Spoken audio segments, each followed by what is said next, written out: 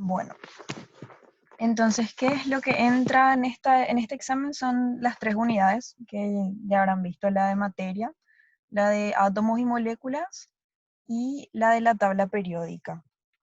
Entonces, vamos a empezar por la unidad 1, que dentro del contenido estaba que teníamos que dar las propiedades de la materia, los cambios físicos, químicos, la clasificación de la materia, concepto de energía, calor, trabajo, leyes de conservación de la materia y energía. Entonces, ¿qué tienen que saber? Esencialmente, obviamente, la definición de qué es la materia y cuáles son sus propiedades. ¿Qué eran las propiedades? Son aquellas que definen las características de todo aquello que tiene masa y ocupa un volumen. Dentro de esas propiedades vimos que podían ser generales y específicas. Tienen que saber la diferencia entre las generales y las específicas. A las generales se les decían también extensivas y son las que dependen de la cantidad de masa. Entonces tienen que saber entre esos cuáles son. Por ejemplo, puede haber selecciones múltiples en donde dice son propiedades generales, excepto o viceversa.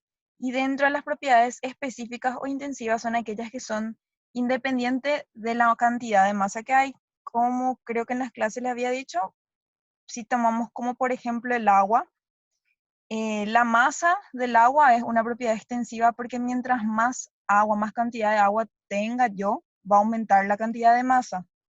Sin embargo, una propiedad intensiva es independiente de la masa. ¿Qué quiere decir esto? Que el olor, la textura, el sabor va a ser lo mismo en 1 litro de agua y en 200 mililitros de agua. Esa es la principal diferencia entre una y otra propiedad. La oxidación, o sea, sus propiedades químicas y físicas no va a variar con la cantidad de agua que yo tenga. Sin embargo, el volumen, la masa, el peso varía. Dentro de estas propiedades que yo dije acá, que son propiedades intensivas como las propiedades físicas y químicas, hay que saber también la diferencia entre uno y otro. Las propiedades físicas, otra vez, son las que pueden observar o medir sin cambiar la composición de la sustancia. Y en las propiedades químicas describen la capacidad de la sustancia para reaccionar con otras, y si esto ocurre va a modificar su composición. Entonces, dentro de las propiedades físicas otra vez vamos a tener el estado físico. Vimos en cómo la materia se puede presentar, porque todo lo que nosotros observamos, todo lo que nosotros vemos, tocamos, sentimos es materia. Y esa materia puede estar a temperatura ambiente, puede estar de una manera sólida, otra puede estar en forma líquida y otra en estado gaseoso. Y también habíamos visto el estado plasmático. El color, el sabor, el olor, el punto de congelación y el punto de ebullición son propiedades físicas. Luego vimos la clasificación de la materia. Bueno, hasta acá. Vimos definición de materia, las propiedades de la materia y ahora vamos a pasar a la clasificación de la materia. ¿Cómo nosotros podemos clasificar a la materia? Podemos clasificar en 2 grandes grupos. Voy a aceptar un rato a la compañera. ¿Qué es? El grupo de las mezclas y de las sustancias puras. Esas son las 2 grandes clasificaciones de la materia. Las mezclas pueden ser separadas por método físico. Esa es la principal característica. Que si yo tengo una mezcla homogénea, por ejemplo, agua, ¿cómo? Creo que ahí. Voy a silenciarle a la compañera.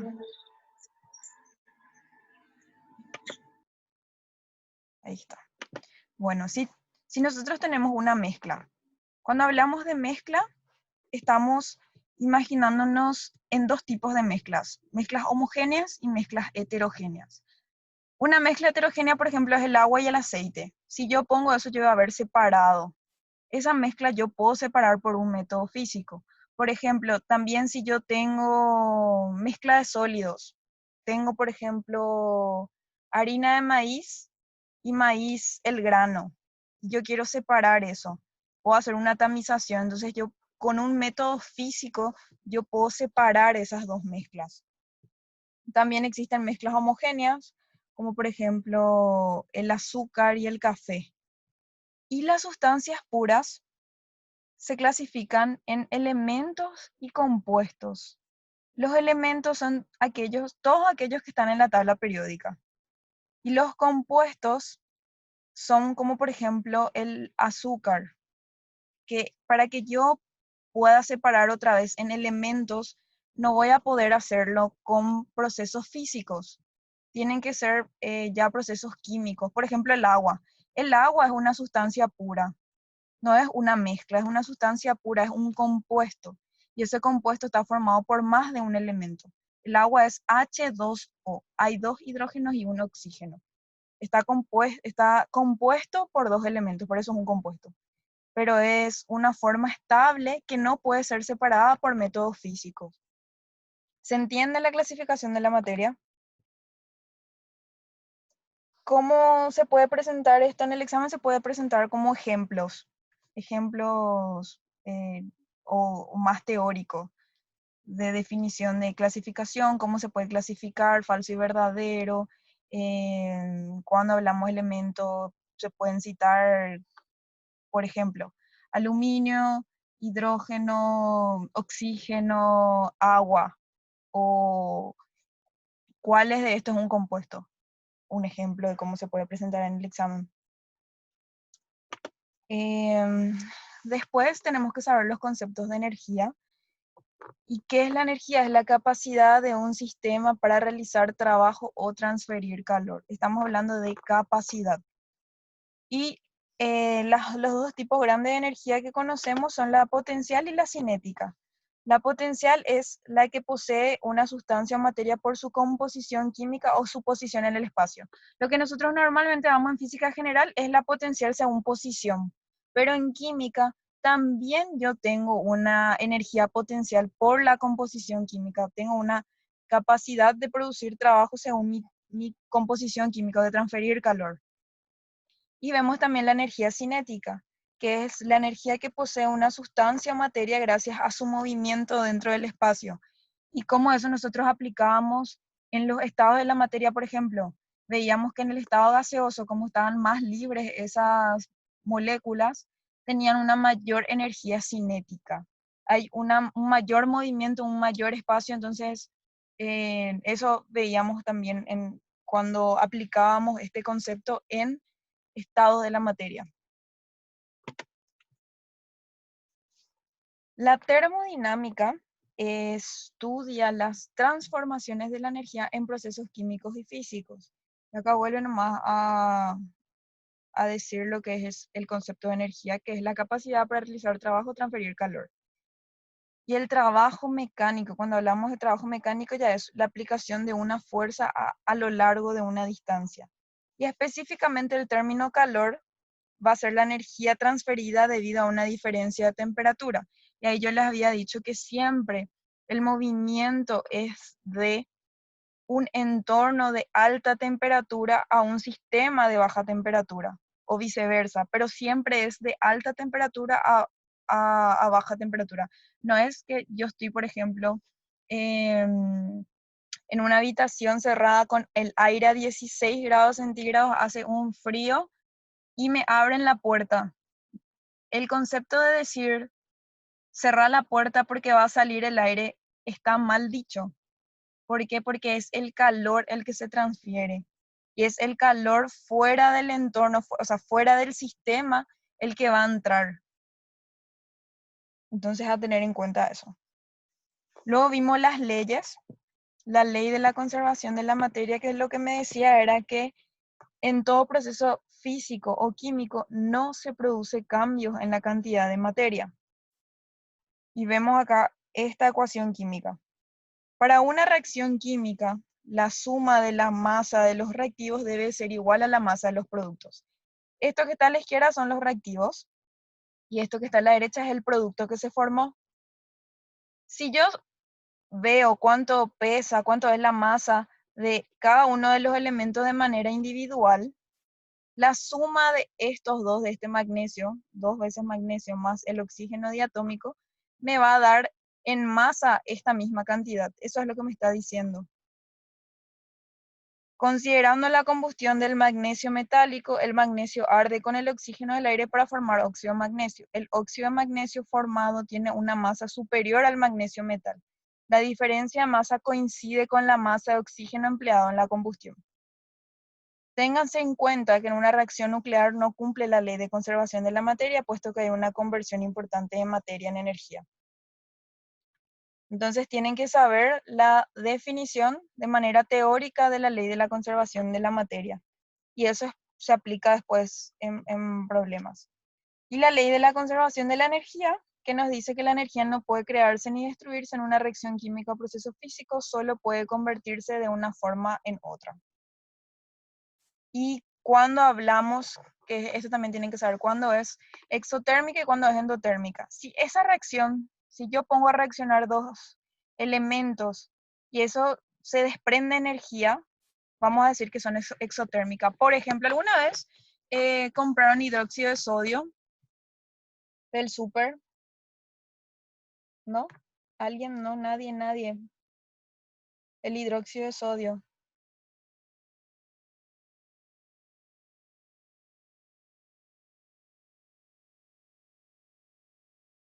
Soda cáustica, capaz le suene mejor. ¿Alguna vez compraron soda cáustica? Se usa mucho en la industria o alguien que trabaje en la industria. También se preparan detergentes con eso. Bueno, o jabón de piedra también le suelen decir. Si yo, por ejemplo, me voy al súper y compro la soda cáustica, que son así medio pelotitas blancas, y coloco en agua, en una botella de vidrio, por ejemplo, yo voy a sentir cómo se calienta esa botella de vidrio. ¿Y qué me está diciendo eso? Me está diciendo que se está liberando energía, se está liberando energía en forma de calor. Y a ese tipo de reacciones se le llama reacciones exotérmicas.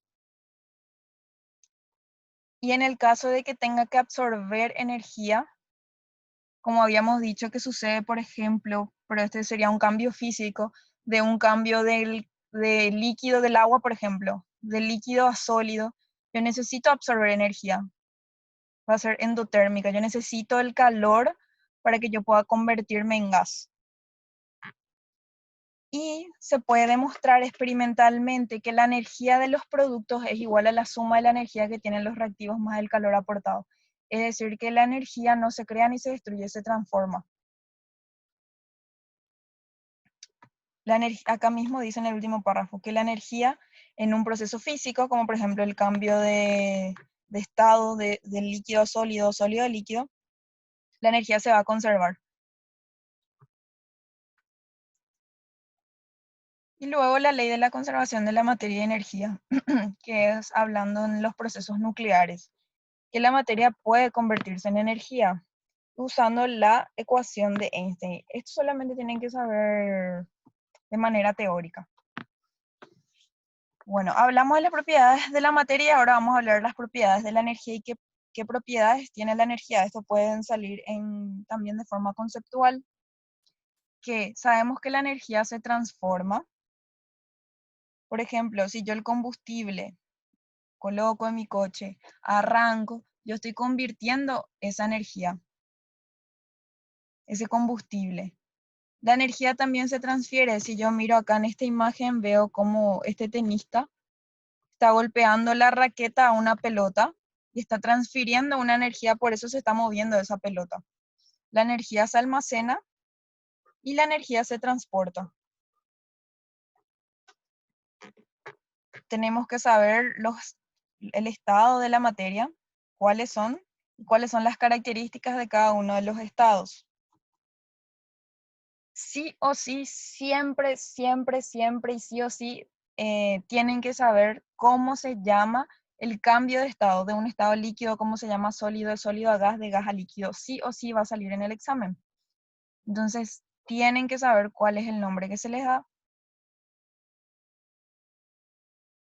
Bueno, eso es con respecto al capítulo 1. ¿Tienen dudas con el capítulo 1? ¿Preguntas?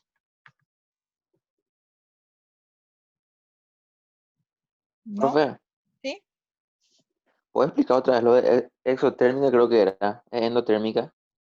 Sí, que exotérmica, exo de fuera. Vamos a, si vemos la terminología, ¿verdad?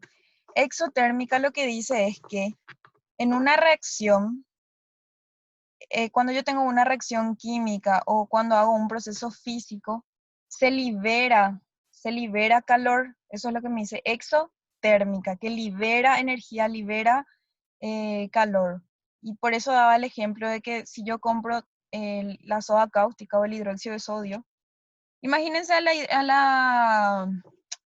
la soda cáustica como el azúcar.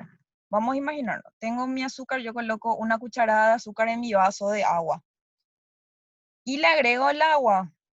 Al agregarle el agua, va a ocurrir una reacción muy explosiva. Y vos, si es que tocas tu vaso, vas a sentir como está súper caliente, súper caliente. ¿Qué me está diciendo? Que esa reacción es una reacción exotérmica. Libera energía. Lo mismo que una explosión. Una explosión química, por ejemplo, las bombas y eso es una reacción exotérmica. Si vos estás cerca de un lugar donde ocurre una explosión nuclear o en una explosión, ustedes van a sentir algo caliente. Eso es una reacción exotérmica. En una reacción endotérmica, para que pueda ocurrir eso, yo necesito aportarle energía, o si no, no va a ocurrir. Por ejemplo, yo a temperatura ambiente, si yo tengo una temperatura ambiente y tengo agua, el agua no va a pasar a un estado gaseoso, sino llega a cierta temperatura. Si no llega a 100 grados, una vez que llegue a 100 grados, recién el agua va a empezar a evaporarse. Para que ocurra esa reacción, ese cambio físico, yo necesito aportar energía. ¿Y cómo yo aporto energía? Con calor. Entonces yo prendo mi hornalla y empiezo a calentar. Empiezo a calentar y ese calor que se va generando va transfiriéndose al agua. Va a empezar a aumentar la temperatura del agua hasta llegar a 100 grados. Y ahí va a pasar a un estado gaseoso. Y eso es un proceso endotérmico, donde yo necesito absorber energía para que pueda ocurrir. ¿Se entiende? Endo de dentro, térmico de temperatura. Exotérmico es libera energía, endotérmico absorbe energía. A ver, otro tipo de reacción que puede ser. En la cocina, cuando ustedes cocinan algo y calientan, ahí hay compuestos químicos, hay proteínas y demás. Entonces, para que yo pueda tener un X producto, yo necesito calentar. Entonces, eso va a ser una reacción endotérmica. Cuando vamos a pensar en exotérmica, vamos a pensar en algo, en una explosión. ¿Algo más? ¿Otra pregunta? ¿Se puede contestar tu pregunta? Sí, profe, perfecto. Ok. Bueno. Ahora vamos a pasar al capítulo 2, que era el de átomos y moléculas. Acá vimos todo lo que es la teoría del origen de la teoría atómica, los modelos atómicos. Eso tienen que saber todos cuáles eran sus principales características y también cómo se descubrieron cada uno de esos. El protón, el núcleo, número másico, número de masa e isótopos. También vimos el concepto de isótonos e isóbaros. Lo que es la masa atómica, qué es la masa molar, qué es el mol, qué es una molécula. Entonces, acá podemos ver en líneas generales cómo fue el proceso de la historia en los modelos atómicos. ¿Y qué era el modelo atómico? El modelo atómico era una manera de representar al átomo. ¿Y para qué es importante representar al átomo? Para poder entenderlo, para poder estudiarlo, para poder saber cómo ocurren las reacciones. Tienen que saber qué decía Dalton, qué decía Thomson, Rutherford, Bohr, Chadwick, y cuál es el método moderno, que es lo que ya habíamos dado en la última clase, metiendo ya a la física cuántica. Entonces, el electrón, vimos al electrón, lo primero que estudiamos fue el electrón. Tienen que saber cómo se descubrió, cuáles son las características del electrón, y una de ellas era de que prácticamente su masa es despreciable. Su carga es negativa. Después, ¿cuál es el rol del electrón? Como habíamos visto en la última clase, tiene un rol esencial para determinar las propiedades de un elemento, también para las reacciones químicas. El protón, ¿cómo está compuesto el núcleo? El núcleo está compuesto por protón y neutrones. Y cómo se le descubrió el protón también tienen que saber si es que tiene masa, si no tiene masa, cuál es su carga, eso tienen que saber de cada uno. Luego vimos el número atómico, el número de masa y los isótopos. Tienen que saber qué es el número atómico, cuál es la letra que se representa y qué me determina el número atómico. Y importantísimo saber que el número atómico define la identidad de un átomo. Si yo sé el número atómico, yo voy a saber qué elemento es, porque no puede haber dos elementos con un mismo número atómico. Tienen que saber, puede haber dos compuestos que tengan la misma masa, dos compuestos que tengan la misma masa, pero no pueden tener el mismo atómico, el mismo número atómico si son diferentes. ¿Y cómo se halla? Así como los ejercicios de la tabla de la tabla que creo que puse un ejercicio que no tenía puntos si es que querían completar. Tienen que saber hacer ese tipo de ejercicios, como yo, si es que tengo su número de neutrones y protones, yo les puedo preguntar la masa, o el número atómico, o si un elemento con tal número atómico puede ser este elemento. Eso tienen que saber hacer. Hablamos de los isótopos, los isótopos eran elementos que tienen un mismo número atómico, o sea, son el mismo elemento, pero que difieren en la masa. Ya habíamos visto el caso del hidrógeno, por ejemplo. Y la masa atómica es la masa de un átomo. Cuando hablamos de masa atómica, estamos hablando de la masa de un átomo y eso, la unidad de medida es el UMA, recordarán. Y la masa molar es la masa de un mol. De un mol. ¿Y qué era un mol? Un mol estábamos hablando de un montón, de muchísimos átomos juntos. ¿Y cuál era esa unidad que recordábamos? Era el número de Avogadro, que el 6,022 por 10 a la 23 unidades elementales, o en el caso de átomos, va a ser un mol. Y cuando hablamos de masa molar, estamos hablando de cuánto pesa un mol. Tienen que saber lo que es el número de Avogadro, que es mol sí o sí.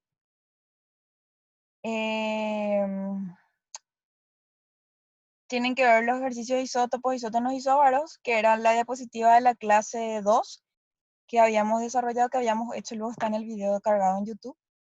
La masa atómica, masa molar. Esto solamente va a salir los ejercicios de la tarea. Fórmula empírica, fórmula molecular, composición porcentual, yo no les mostré, no voy a quitar algo que no mostré. Para hacer masa atómica, masa molar y mol, puede salir preguntas como la tarea. ¿Qué pesa más? ¿Un mol de hierro o un mol de plata? ¿O un mol de mercurio o un mol de magnesio? ¿Alguien me puede responder eso? ¿Qué pesa más? Si yo le hago una comparación de un elemento con otro elemento y digo, ¿qué pesa más? ¿Un mol de tal cosa o un mol de tal cosa? ¿Ustedes qué me van a decir?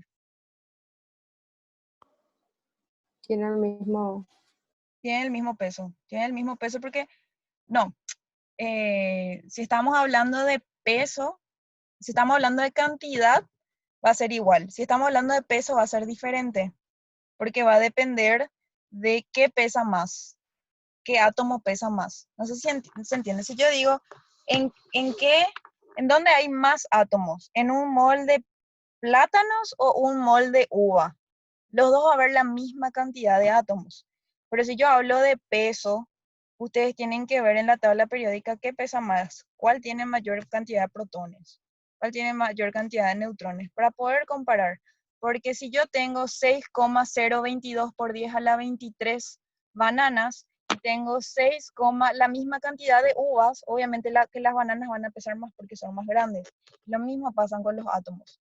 Hay átomos que tienen más neutrones, más protones, entonces van a pesar más, teniendo la misma cantidad. Pero si hablamos en cantidad y comparo las cantidades, va a ser igual. ¿Se entiende?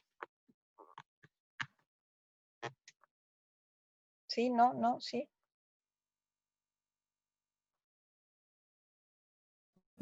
Sí, profe. Bueno, pasamos entonces al capítulo 3. Hay que saber otra vez nuestro objeto de estudio, el electrón, nuestro principal actor, el electrón. Tenemos que saber hacer la configuración electrónica. ¿Para qué sirve hacer la configuración electrónica? ¿Cuáles son las reglas por las que nos regimos para hacer la configuración electrónica?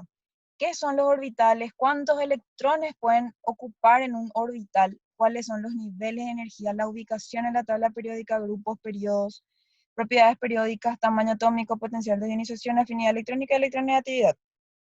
Esto último está todo en la diapositiva que le había dejado, o sea, en el enlace de YouTube, que creo que duraba 20 minutos. Está todo explicado lo que es propiedades periódicas, que había dicho que iba a poner el link porque si no la clase iba a ser demasiado larga. ¿Qué pregunta nos habíamos respondido en esa clase? ¿Cuántos electrones están presentes en un determinado átomo? Cuando hablábamos de un átomo neutro habíamos dicho que la cantidad de electrones y de protones son iguales para que la carga neta sea cero. ¿Qué energía posee un electrón individual? ¿En qué parte del átomo se encuentran los electrones? Y acá habíamos introducido todo lo que es los conceptos de la física cuántica que habla de una física de probabilidades, donde nosotros nunca vamos a poder saber exactamente dónde se encuentra. Solamente podemos hablar de la probabilidad. Hablamos de los números cuánticos, tienen que saber qué es cada uno de los números cuánticos, para qué sirven. Si yo quiero saber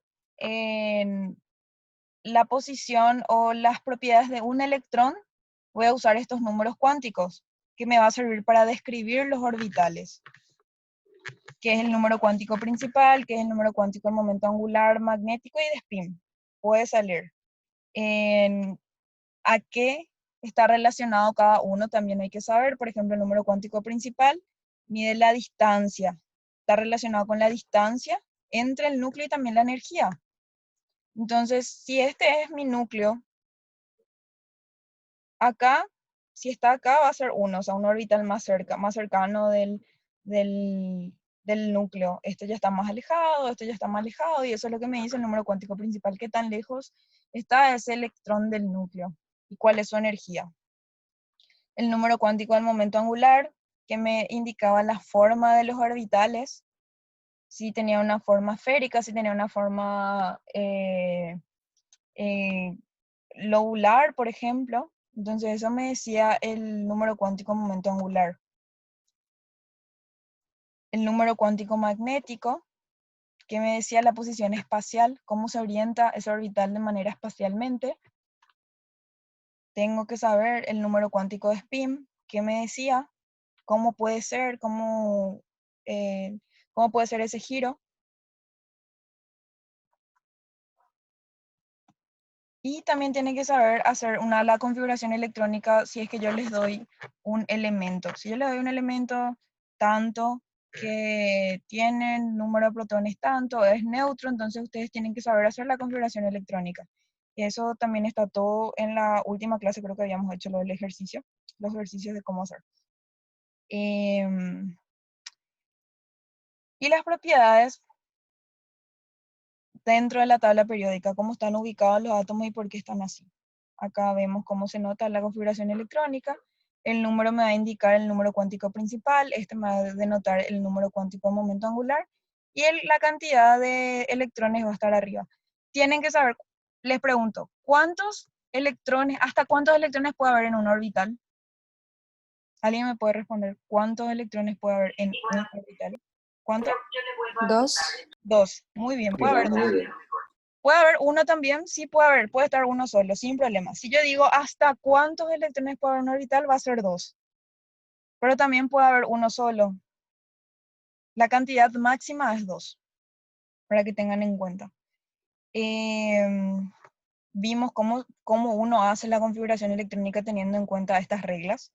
La de exclusión de Pauli, la regla de máxima multiplicidad de Hahn, la ley del octeto. Eso nos va a servir muchísimo para más adelante. Cómo se escribe la configuración electrónica, qué es lo que es necesario saber, como les dije, el número atómico. Si yo sé mi número cantidad de protones, voy a saber mi cantidad de electrones en el caso que el átomo sea neutro. Si es un ion, si tiene carga, ahí hay que pensar un poquito. Y habíamos visto este ejemplo, cómo yo acomodo los electrones así en diferentes capas. Como es la notación desarrollada, la notación con flechas. Y la tabla periódica. Para adentrar un poco más lo que es la tabla periódica, vean ese video que les puse el link. Y bueno, para hacerles un resumen así súper general, las propiedades periódicas son patrones específicos en las propiedades de los elementos químicos.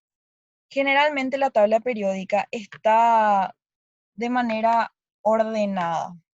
Sigue un orden en donde yo puedo decir de que si tal elemento está en tal periodo o en tal grupo va a tener tal propiedad. Entonces, estas propiedades periódicas son patrones de propiedades. Y las principales tendencias que yo voy a ver dentro de la tabla periódica va a ser la electronegatividad. Ustedes tienen que ver qué es el concepto de electronegatividad y cómo aumenta la electronegatividad en la tabla, si yo miro la tabla periódica. Y es muy importante que ustedes tengan su tabla periódica con ustedes. A mí no me importa que ustedes rindan con sus libros, con sus cuadernos, con su celular, mientras ustedes analicen las preguntas. No caigan en copiar nomás las preguntas. Eso yo les voy a dar suficiente tiempo como para que rindan, como para que ustedes analicen cada uno solo sus ejercicios y puedan hacerlo solos, no tener que estar mandándose las respuestas. Van a tener tiempo para buscar y analizar individualmente. Hagan ese ejercicio de trabajar ustedes porque esa es la única manera que ustedes aprendan. La energía de ionización, afinidad electrónica, radios atómicos, radio iónico, carácter metálico y reactividad química. Y acá habla un poco nomás de cada uno. Cuando hablamos de la estructura electrónica, vimos la distribución de los electrones en los orbitales del átomo.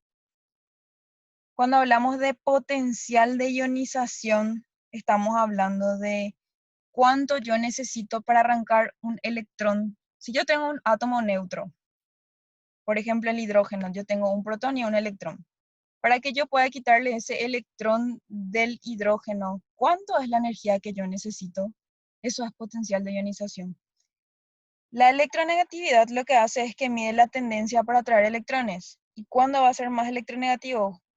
Cuando tenga mayor nube electrónica. Por ejemplo, el cloro es una sustancia súper electronegativa porque tiene muchísimos electrones en sus orbitales. La afinidad electrónica es la energía liberada al captar un electrón. Si yo capto un electrón, ¿cuánta energía libero? Y el carácter metálico me va a decir si es que ese elemento tiene un comportamiento metálico o no metálico. Por ejemplo, el oro. ¿Es un metal? ¿No es un metal? ¿Por qué? Es un carácter. Y nada, y eso es todo. ¿Tiene alguna duda? Profe, cuando el último, en la configuración, por ejemplo, si era 3p3, ponele, ahí, por ejemplo, cuando hacía la distribución de los electrones, decía que tenía que ser solo en una dirección. Ahí está, esa notación con flechas. Sí, ¿Por qué era eso? que Tipo, las flechitas tenían que estar solamente hacia arriba, por ejemplo, si es que terminaban sí, 3p3 o algo así. sí, eso es por ejemplo de que si es que yo, em, vamos a poner acá un ejemplo y a ver si es que tengo, acá voy a anotar. En este caso, si es que era, vamos a suponer que es 1s2, 2s2, 2p6, 3s2, 3p3, por ejemplo. Vamos a poner que este en vez de 6 era 3p, 3p, 3p3. Entonces yo me voy a ir acá, que hay 3px, 3pi, 3pz tengo. Yo voy a llenar primero, voy a borrar esto, voy a tener todas las flechas, por ejemplo, hacia arriba. ¿Por qué eso? Es porque yo no puedo llenar un orbital con 2 electrones Si tengo que tener mis 3 orbitales p, primero lleno un electrón cada uno, para después ir completando con el siguiente electrón. En este caso, si yo tengo 3p3, voy a tener un electrón en el px, un electrón en el pi y un electrón en el pz. Y cada uno de esos electrones va a tener un mismo sentido. ¿Se entiende? Más Sí, o menos. veces. Y eso. Entonces, primero voy a llenar las flechas. Igual yo no les voy a pedir ahora en el examen que me hagan la anotación con flechas porque es de selección múltiple y falso verdadero nada más. Pero puede salir de manera teórica. Entonces, ¿otra pregunta? Si no hay más preguntas, les voy a dejar, voy a subir, así ya guardo, porque tarda un chiquitito en guardar el video, entonces ya puedo subir para la gente que trabaja y para que puedan estudiar, para que puedan repasar. Vean lo que les mandé también en el grupo y hagan el ejercitario, que vale 2 puntos. Eso igual va a estar abierto hasta después del examen, para que puedan completar. Y fuerza, chicos, éxito, ustedes pueden. Fuerza, fuerza. Gracias, profe. Dale.